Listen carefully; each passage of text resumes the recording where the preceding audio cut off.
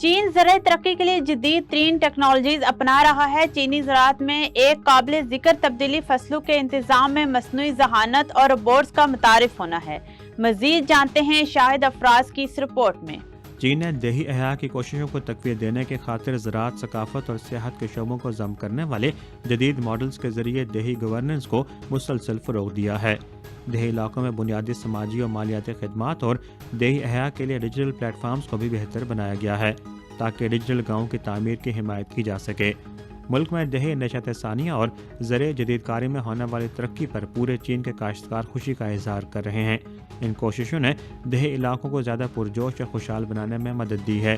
پچھلے 5 سالوں کے دوران چین نے خوبصورت اور ہم آہنگ دیہات کی تعمیر میں تیز رفتار ترقی کے ساتھ ساتھ نئے نتائج حاصل کیے ہیں۔